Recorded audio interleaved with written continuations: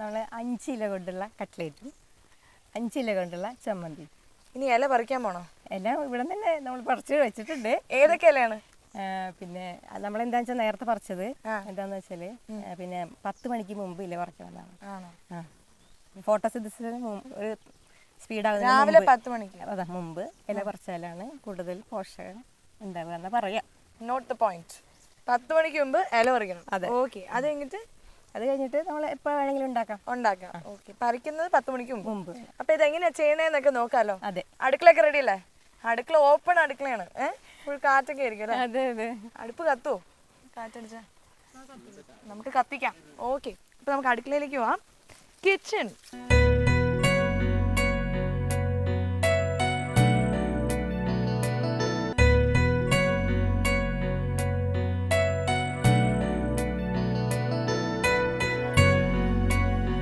ചേച്ചിയാണ് നമുക്കിന്ന് വേണ്ടി 5 ഇലകൾ വെച്ച് കട്ട്ലറ്റും 5 ഇല കൊണ്ടുള്ള ചമ്മന്തി ആക്കും തന്നെ.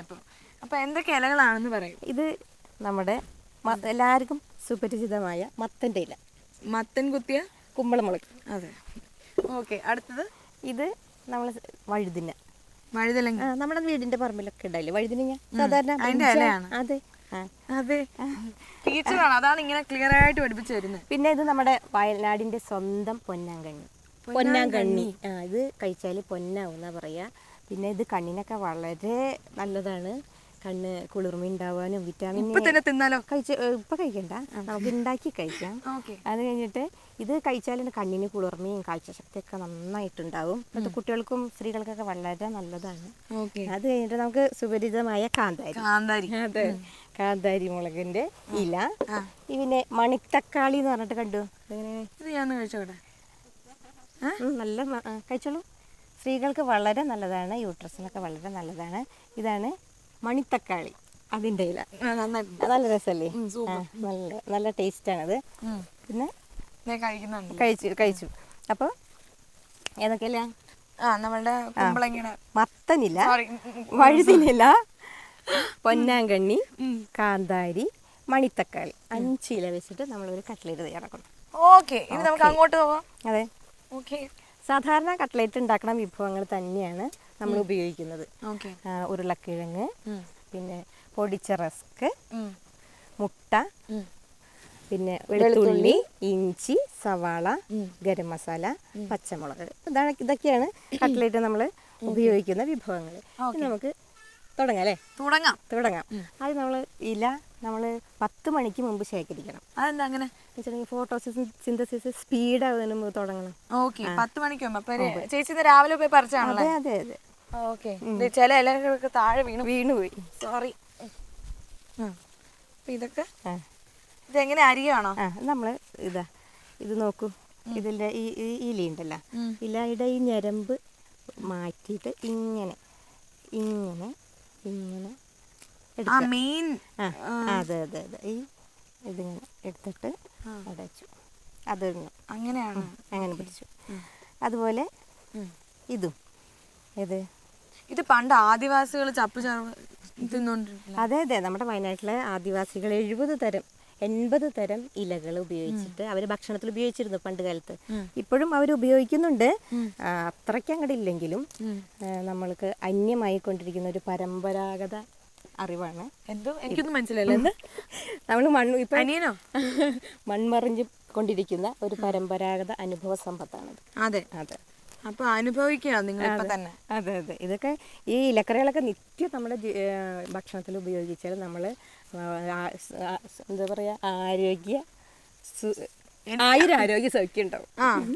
കുട്ടികൾക്കൊക്കെ ഇപ്പോൾ പുതിയ നമ്മുടെ ഫാസ്റ്റ് ഫുഡും പിന്നെ പിസയും ബർഗറും സാൻഡ്വിച്ചൊക്കെ അല്ലേ ഇഷ്ടം. അപ്പോൾ നമുക്ക് കുട്ടികൾക്ക് വേഗം കട്ട്ലേറ്റ് ഒക്കെ കട്ട്ലേറ്റ് എനിക്ക് ഇഷ്ടമാണ്. അപ്പൊ നമ്മൾ ഇലകൾ കൊണ്ട് കട്ട്ലേറ്റ് ഉണ്ടാക്കിയ കുട്ടികൾക്ക് വളരെ നല്ലതാണ്. ടേസ്റ്റി ആയിരിക്കണം. വളരെ ടേസ്റ്റി ആയിരിക്കും. എൻ്റെ അടുത്ത് തുടക്കം മുതലേ പറയാട്ടോ, എപ്പിസോഡ് തുടങ്ങുമ്പോൾ ഒരാൾ പറയാട്ടോ, അതെ ടേസ്റ്റ് ഇല്ലെങ്കിലും ടേസ്റ്റ് ഉണ്ടെന്നേ പറയാനുള്ളൂ.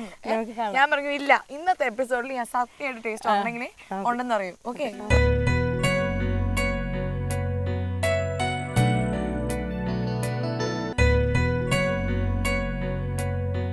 ഇത് 5 ഇല ചമ്മന്തി ഉണ്ടാക്കാനാണ്. ഈ കട്ട്ലേറ്റ് കൂട്ടി കഴിക്കാൻ വേണ്ടി നമ്മൾ സോസിന് പകരം ഈ 5 ഇല ചമ്മന്തി. ഓക്കെ, എന്തൊക്കെയാന്ന്? ഇത് മല്ലിയില, ഇത് പുളിയില, വാളംപുളി. അതിന്റെ ഇല, അതിന്റെ തളിരിലയാണ് ഉപയോഗിക്കുന്നത്. ഇതൊക്കെ വെച്ച് കുക്ക് ചെയ്യാൻ പറ്റും. ഞാൻ ആക്ച്വലി എനിക്കറിയില്ലായിരുന്നു. ഇത് കറിവേപ്പില, ഇത് പുതിനയില, ഇത് ചെറുനാരങ്ങയുടെ ഇല. നല്ല സ്മെല്ല. നല്ല സ്മെല്ലാണ്. ഓക്കെ, അതെ. അപ്പൊ ഇനി ചമ്മന്തി നെക്സ്റ്റ് അല്ലേ? അതെ അതെ, നമുക്ക് ആദ്യം കട്ട്ലേറ്റ് ഉണ്ടാക്കാം.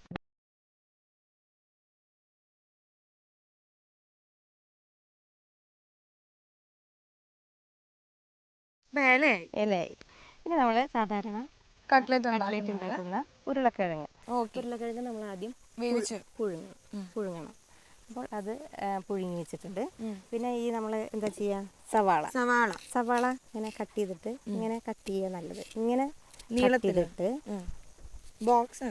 അതെ അതെ, ഇങ്ങനെ.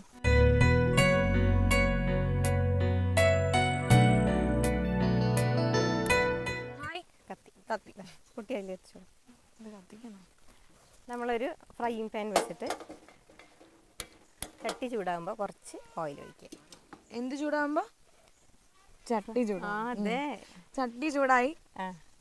കുറച്ച് വെളിച്ചെണ്ണ ഒഴിച്ചു.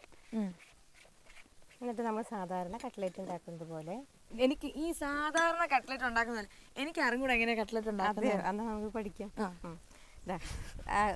എണ്ണ ചൂടായില്ലേ? എണ്ണ ചൂടായാൽ നമ്മുടെ സവാള ചെറുതായി വഴറ്റാം. ഇതിനും ചെറുതായിട്ട് അരിയാലോ? കുട്ടിയൊക്കെ കാരണം എങ്ങനെ കേട്ടോ, ഞാൻ അരിഞ്ഞതുകൊണ്ട് വലിയതായി പോയി. അതെ അതെ.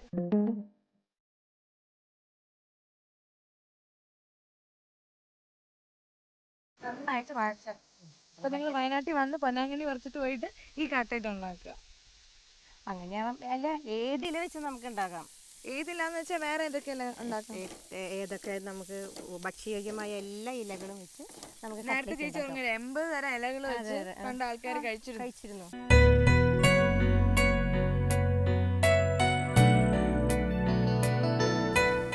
ഇനി പച്ചമുളക് അല്ലേ? പച്ചമുളക് ആവശ്യത്തിന്. പച്ചമുളക് ആവശ്യത്തിന്. പിന്നെ ഒരു നുള്ള് ഉപ്പ് ചേർക്കണത് എപ്പോഴും നല്ലതാണ് വഴറ്റുമ്പോൾ. വെളുത്തുള്ളി, പച്ചമുളക് അതെല്ലാം ഇട്ടിട്ട് നമ്മുടെ ഈ ഇല ഉണ്ടല്ലോ, പറിച്ചു വെച്ചിരുന്ന എല്ലാ ഇലകളും ഒന്ന് ഇതിൽ തൂകിയിട്ട് ഒരു നുള്ള്, എല്ലാത്തിനും ഒരു നുള്ള് ഒരു ഉപ്പ്. നമ്മൾ എന്ത് ചെയ്യുന്നറിയോ, സ്റ്റൗ ഓഫാക്കി ഈ മൂടി വെച്ച് മൂടുക. സ്റ്റൗ ഓഫ് ചെയ്തതിന് അതെന്താ വെച്ചിട്ടുണ്ടെങ്കിൽ അധികം തീ പാടില്ല. ഈ ചൂടില് അത് ആ ആവിയിലിരുന്ന് വേവും കേട്ടോ.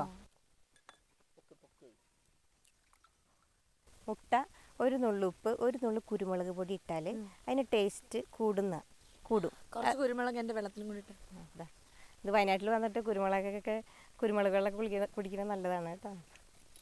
എന്നിട്ട് ഈ മിക്സിയിൽ നമുക്കൊന്ന് മിക്സ് ചെയ്യാം.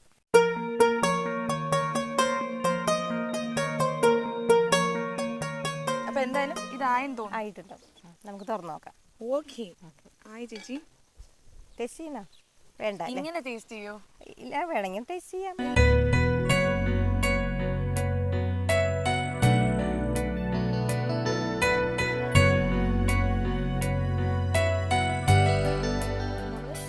ഉരുളക്കിഴങ്ങ് ഉടച്ചെടുക്കുകയാണ്.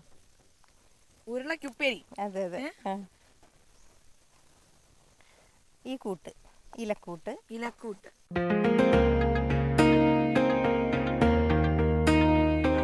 ഇതിനി നല്ലപോലെ മിക്സ് ചെയ്യുക. കുട്ടിയുടെ പാകത്തിൽ ഉപ്പുണ്ടോ നോക്കൂ.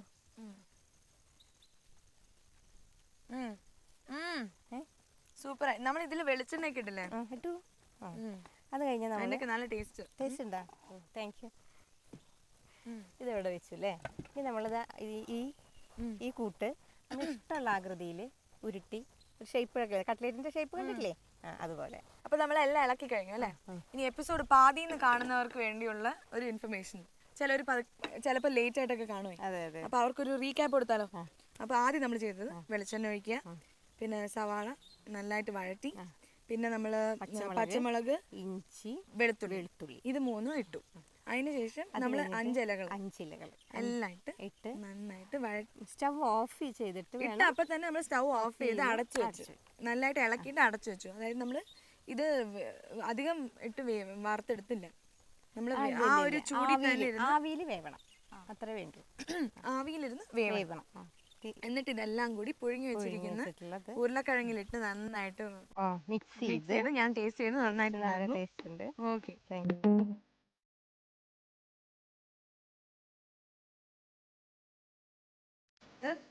നമ്മള് റസ്കിന്റെ പൊടിയാണ് ഇത് ഉപയോഗിച്ചിരിക്കുന്നത്. റസ്ക് ഇല്ലെങ്കിൽ ബ്രെഡ് ആയാലും കുഴപ്പമില്ല. ഈ റസ്ക് ഇത് ഇതിലേക്കായ കാരണത്തിൽ എന്താ പറയുക, വെള്ളം കൊടുക്കാൻ ചെയ്യുകയാണെങ്കിൽ വീണ്ടും നമ്മൾ നല്ല പോലെ ഇതിൽ ക്രിസ്പി ആയിട്ട് വരുന്ന വേണ്ടിയിട്ട് ഈ റസ്കിന്റെ ഈ രണ്ടെണ്ണം വെച്ച് നമുക്ക് ആദ്യം ട്രൈ ചെയ്യാം. ഇത് ഫ്രൈങ് പാൻ വെച്ചിട്ട് നന്നായിട്ടൊന്ന് ചൂടായിട്ടുണ്ട്. നമുക്കിനി ഓയിൽ ഒഴിക്കാം. നന്നായിട്ട് വേണം അല്ലേ വെളിച്ചെണ്ണ, മുങ്ങിക്കിടക്കുന്ന പോലെ. അതെ, ടേസ്റ്റ് കൂടും. കൊളസ്ട്രോൾ ഉള്ളവർക്ക് നമുക്ക് ദോശ ഫ്രൈയിങ് പാനില്ലേ, മറ്റേ ഫ്രൈയിങ് പാനിൽ ഇട്ടിട്ട് നമ്മൾ അങ്ങോട്ടും ഇങ്ങോട്ടും തിരിച്ച് മറിച്ചിട്ടിട്ട് എണ്ണയില്ലാതെ ഡ്രൈ ആയിട്ട് എണ്ണയില്ലാതെ ഫ്രൈ ചെയ്യാൻ പറ്റുമോ? ഫ്രൈ ചെയ്യാൻ വെച്ചിട്ടുണ്ടെങ്കിൽ അങ്ങോട്ടും ഇങ്ങോട്ടും ഒരു മൊരിഞ്ഞ് വരും. റസ്ക് നമ്മൾ ഉപയോഗിക്കുന്നതല്ലേ, അത് ഒരു കൊളസ്ട്രോൾ ഉള്ളവർക്കല്ലേ, അപ്പൊ അതായിരിക്കും നന്നാവുക. ആണല്ലേ? എന്തായാലും ഉരുളക്കിഴങ്ങ് നമ്മൾ വേവിച്ചു. അതെ അതെ, മറ്റേതൊക്കെ വെന്തതാണ്. ഓക്കെ. അപ്പം എണ്ണ ചൂടാവുന്ന വരെ വെയിറ്റ് ചെയ്യാം. ഓക്കെ. പിന്നെ ചേച്ചി മലയാളം ടീച്ചർ അല്ലേ, ഒരു കവിത പാടുവോ? പ്ലീസ്, കുട്ടികളെ നിരാശപ്പെടുത്തരുത്. അല്ലെ, നമുക്ക് ഭയങ്കര കഠിനമായ 4 വരി ഒരു നാടൻ പാട്ട്. ഓക്കെ ഓക്കെ, 4 വരി നാടൻ പാട്ടാ. അങ്ങനെ മഴയൊക്കെ പെയ്യുവാണ്, കണ്ടില്ലേ വെളിച്ചെണ്ണയിൽ ഒരു മഴത്തുള്ളി വീണു, പൊട്ടുന്ന കണ്ടില്ലേ? അപ്പൊ ഞാനൊരു കുട പിടിക്കാൻ പോട്ടോ ചേച്ചി. എന്റെ ദൈവമേ, എനിക്ക് കട്ട്ലറ്റ് കിട്ടിയില്ലെങ്കിലുണ്ടോ ഞാൻ ഇപ്പൊ കരയും. അപ്പൊ നാടൻ പാട്ടും കൂടി ആയിക്കോട്ടെ. മധുരം മലയാളം, നമ്മുടെ ഹൃദയം മലയാളം, മണ്ണിൻ ഗന്ധം മലയാളം, പുഴയുടെ താളം മലയാളം, മധുരം മലയാളം, നമ്മുടെ ഹൃദയം മലയാളം, വെളിച്ചെണ്ണയും മലയാളം, നമ്മുടെ കട്ട്ലറ്റും മലയാളം, മഴയും മലയാളം. എന്തൊക്കെയാ ഞാൻ പാടുന്നത്? ചേച്ചി പാടിയോളൂ, നിർത്തിക്കോളൂ. ഓക്കെ, അപ്പൊ നമുക്കിനി മഴ പെയ്യാണ്. ചെറിയ തീയില് ഫ്രൈ ചെയ്തെടുക്കുന്നതാണ് ടേസ്റ്റ് ഉണ്ടാവുക. നമുക്ക് ഇതും കൂടി മാറ്റി വെക്കട്ടെ, വെള്ളം നനയണ്ട.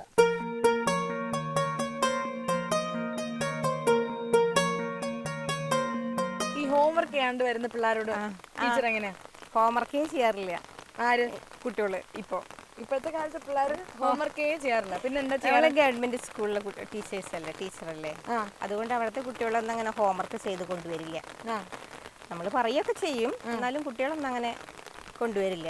പിള്ളേർക്ക് സ്കെയിൽ വെച്ച് കയ്യിൽ അടി കൊടുക്കാറുണ്ട്? അടിക്കാറേ ഇല്ല. ആണോ? അപ്പൊ നല്ല ടീച്ചറാണ്. അയ്യോടാ, സോ സ്വീറ്റ്.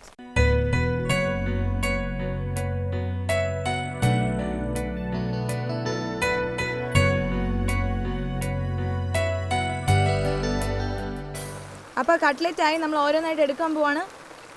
ചേച്ചി, ഇനി ചമ്മന്തി ഒക്കെ എങ്ങനെ ചെയ്യും? വേഗം, നമുക്കൊരു മിനിറ്റ് അല്ലേ വേണ്ടൂ. ആണോ? മഴയല്ലേ, അപ്പൊ അങ്ങോട്ട് പോകും തോന്നുന്നു. നമുക്ക് മഴയത്തല്ല, ചൂട് കട്ട്ലറ്റും ചമ്മന്തി ഉണ്ടാക്കിയിട്ട് ടേസ്റ്റ് ചെയ്താൽ മതി അല്ലേ?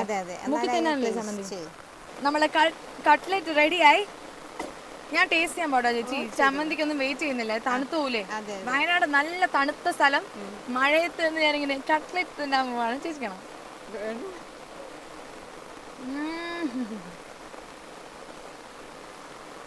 നല്ല ചൂട് ചേച്ചി, പിടിച്ച സൂപ്പർ ആയിട്ടുണ്ട്.